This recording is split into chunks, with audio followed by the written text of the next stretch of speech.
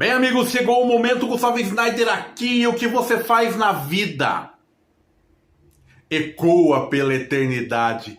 Nossa, mãe do céu. Essa frase é de um dos filmes mais emblemáticos dos anos 2000. Eu estou falando de Gladiador, filme dirigido por Ridley Scott, estrelado ali pelo Russell Crowe, que fez um tremendo sucesso e marcou toda uma geração. Aliás, a história do general romano que se torna escravo e depois se torna gladiador e desafia o imperador romano foi contada de forma brilhante, com começo, meio e fim, e não pedia uma continuação. Acontece que 24 anos depois, aqui estamos para falar de Gladiador 2, também dirigido pelo Ridley Scott. Mas será que o filme é bom? Será que ele é bom? Fala a verdade. Será que ele é bom? Ou será que ele é tão ruim quanto a escala 6:1? É sobre isso que eu vou falar agora. Mas antes, já sabe, se inscreve no canal, tem um botão aqui embaixo de se inscrever. Então vai lá, aperta esse botão, se inscreve aqui no canal. Fora isso, deixa o like, compartilha esse vídeo, chama a galera e vem pra cá. Vamos lá. Antes de mais nada, nós temos que falar que se existe alguém que sabe trabalhar com grandes épicos como ninguém, essa pessoa é o Ridley Scott. É impressionante como ele consegue escalonar esses filmes épicos. É impossível se sentir indiferente, sabe? Desde lá dos anos 70 com os Duelistas, que era um filme mais intimista, eu sei, mas ainda assim era um épico, até chegar em Napoleão. É impressionante a visão do Ridley Scott. E aqui, em Gladiador 2, essa visão se mantém. Aliás, é impressionante como Gladiador 2 é gigantesco.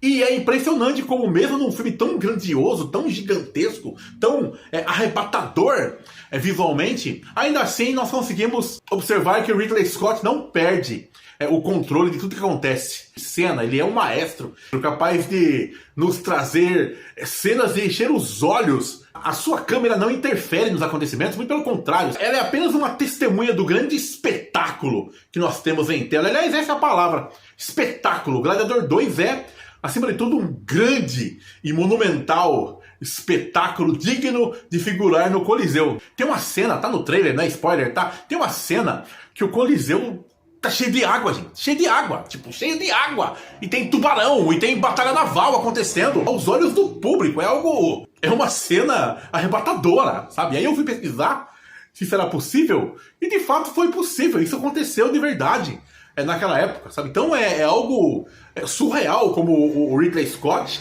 consegue trazer esse sentimento de grandiosidade pra tela, sabe? Essa cena dos tubarões é impressionante. Aliás, tem mais isso também, sabe? Você vê claramente que o Ridley Scott está mais preocupado em construir grandes e belíssimas cenas de ação e não se importa muito com a história do filme, com o roteiro. Porque quando você deixa o espetáculo de lado e começa a pensar na história, ela segue em sua maioria os passos do filme anterior. É isso mesmo. Durante 1h30, 1h40, o Gladiador 2 é apenas um remake do primeiro filme, sabe? Ele bate exatamente em todas as teclas que o primeiro filme também bateu. Sabe o episódio 7 do Star Wars? Aquele de 2015, que lembrava muito o episódio 4 lá de 77? Então, aqui é basicamente a mesma coisa, é a mesma história, até com os mesmos arquétipos de personagens, eu diria também, sabe? Então, quando você tem isso em mente, fica parecendo que, sabe, você já viu isso em algum lugar, que o Ridley Scott já contou essa história, e de maneira melhor ainda. Mas, apesar disso, o filme tem um trunfo gigantesco, além das cenas de ação espetaculares. E esse trunfo se chama Denzel Washington, que está simplesmente espetacular em cena. É impressionante como o Denzel Washington, ele domina cada minuto que ele está em tela, sabe? É uma versão do Denzel Washington atual, mas no tempo romano, sabe? É impressionante como ele tá bem em cena. Ele não é bem um vilão, ele é um antagonista e ele toma conta da história quando ele aparece. Aliás, eu disse que 1h30 de filme é quase que um remake do primeiro, mas aí quando ele se desgruda do original, é onde o Denzel brilha, e brilha demais, assim. Aí ele toma conta do filme, ele tem uma atuação simplesmente inacreditável, onde ele consegue ser